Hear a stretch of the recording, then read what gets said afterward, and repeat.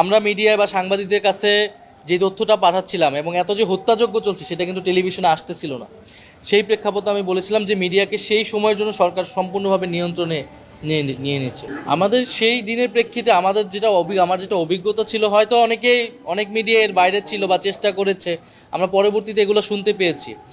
কিন্তু 18 তারিখ বা 19 তারিখ আসলে মিডিয়াতে আমরা আসলে দেখতে পাই নাই। মিডিয়াতে বারবার কিন্তু দেখানো হচ্ছিল যে আন্দোলন স্থগিত হবে, সরকারের সাথে তারা বসবে, এরকম নানান বিভ্রান্তিমূলক তথ্য আসলে হেডলাইন করা হচ্ছিল।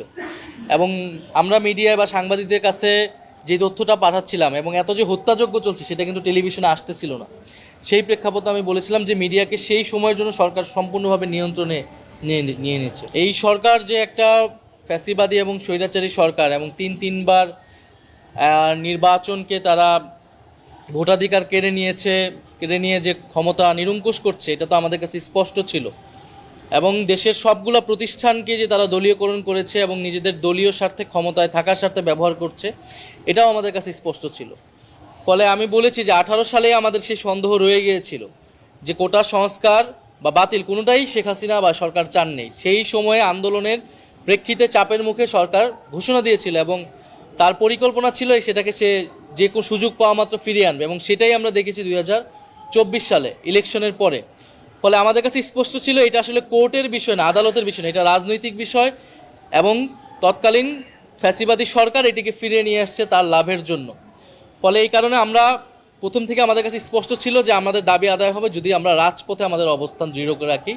এই কারণে আমরা আদালতের প্রতি আমাদের আস্থা ছিল না এবং আমরা আদালতে যাইনি, আদালতের বিষয়ে আমরা কোনো মন্তব্যই করি না। আমরা বলেছি এটা নির্বাহী বিভাগের বিষয় এবং আমরা আমাদের আন্দোলন রাজপথ থেকে আদায় করব। 2024-এ যে হাইকোর্ট যে রায় দিল 5ই জুন, কোটা প্রথাকে পুনর্বহাল করে 18 সালের পরিপত্রটাকে বাতিল করে, সেইখান থেকে শুরু হয়েছে। এবং এর পরবর্তীতে সেই রায়ের প্রেক্ষিতে আমরা ঢাকা বিশ্ববিদ্যালয় সহ বিভিন্ন বিশ্ববিদ্যালয়ে যে কর্মসূচি নিলাম এবং 1 জুলাই থেকে সারা দেশে একযোগে যে বৈষম্যবিরোধী ছাত্র আন্দোলনের ব্যানারে আমাদের আন্দোলন সংগঠিত হলো।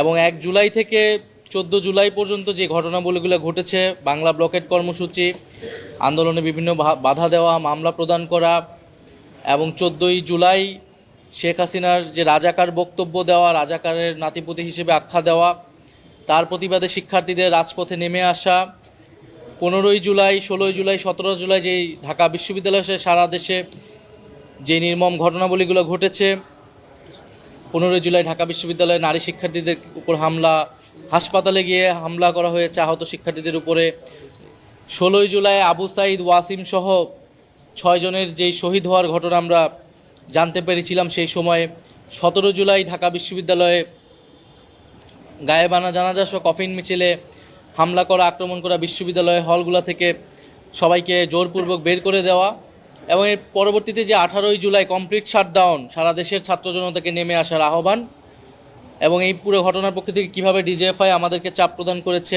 পুলিশের ভূমিকা, ছাত্রলীগের ভূমিকা, অন্যান্য বাহিনীর ভূমিকা, আওয়ামী লীগের রাজনৈতিক নেতৃবৃন্দের বক্তব্য, তাদের ভূমিকা, এই বিষয়গুলো এসেছে যেটা আমরা অভিজ্ঞতা লাভ করেছি আন্দোলনের সময়, সেই ঘটনাগুলোই আমি বলেছি।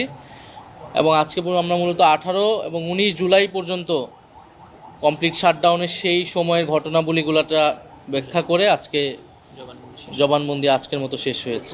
18ই জুলাই আমরা দেখেছি যে প্রাইভেট বিশ্ববিদ্যালয়ের ছাত্ররা, মাদ্রাসার ছাত্ররা সহ সারা দেশের সাধারণ মানুষ যখন নেমে এসেছে, বিশেষত প্রাইভেট বিশ্ববিদ্যালয়ে প্রচুর শিক্ষার্থী তখন আহত নিহত হয়েছে।